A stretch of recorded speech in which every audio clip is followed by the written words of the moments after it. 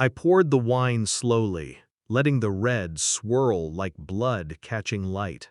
They laughed, my husband, my sister, our friends, raising glasses under the string lights of our beach house deck. To modern love, someone joked. They clinked their crystal against mine, eyes flashing, complicit. I smiled.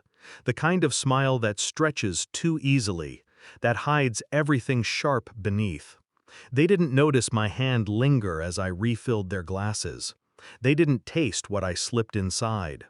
That's the thing about betrayal. People get careless when they believe you're blind. I met him when I was 22. He was older, polished, his laugh a weapon. He said I grounded him, that I was different from the chaos he dated before. I believed him. God, I believed him. My sister toasted us at our wedding, voice cracking with happiness. I remember thinking how lucky I was, him beside me, her cheering us on. I didn't know the performance had already begun. The first fracture was silence. He used to text me through the day, small nothings that felt like everything. Then he stopped. He'd come home late, smelling of salt and perfume that wasn't mine. My sister's voice lingered in our house long after she left. I told myself I was imagining it. That's what love does. It edits out the ugliness until the picture no longer resembles reality.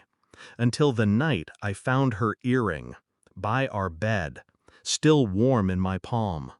I sat in the dark for hours, staring at it, not crying, not raging, just listening to the last shreds of my illusions burn out. People expect you to break when you're betrayed, but I didn't break. I sharpened.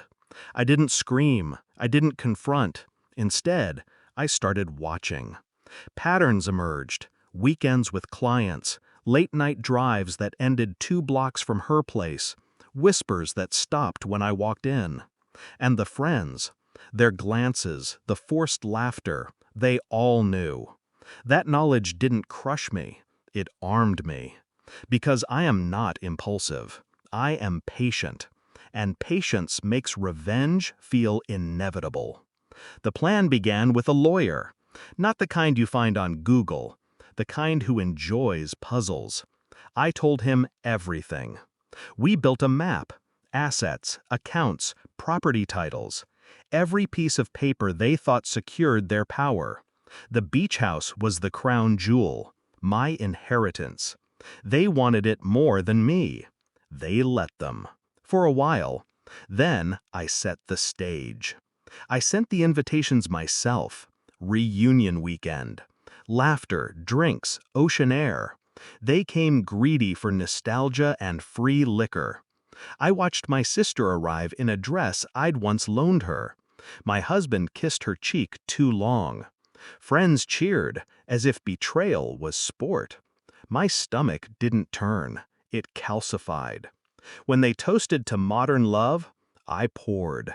Just enough in each glass. Not poison. I wanted them alive. Just pliable. By midnight, their laughter sagged. Heads lulled. Glasses slipped from hands. One by one, they folded into unconsciousness like puppets with strings cut.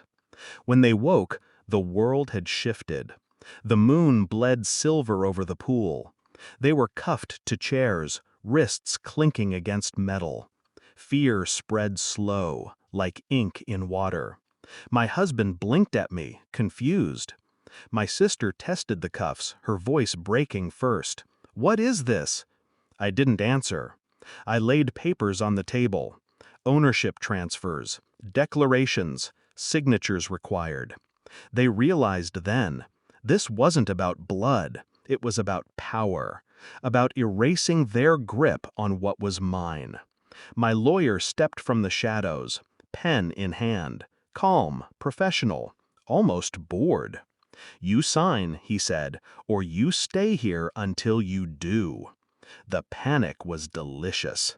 My husband fought hardest, swore love, swore confusion, swore nothing happened.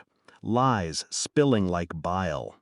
My sister avoided my eyes, shame staining her face like bruises. The friends? Silent. Cowards, every one of them. Eventually, the cuffs did their work. Reality pressed harder than I ever could. One signature at a time, they surrendered. Each stroke of ink stripped them of entitlement. The house, accounts, rights they thought untouchable. My husband was last. His hand shook as he signed. I leaned in close enough for him to smell the steel in my voice. You wanted freedom? Now you have it. Nothing. No home. No wife. No cover. His eyes broke then. That was the moment I had waited for. When it was done, I unlocked the cuffs. No police, no violence, just silence, heavy enough to drown them. They stumbled out into the night, unsteady, smaller than I'd ever seen them. I stood on the deck, watching the ocean consume their footprints in the sand. My glass of wine untouched on the table. The house was mine again. Not just legally, spiritually. Their ghosts couldn't haunt it anymore. I should have cried, but relief tastes sweeter than grief.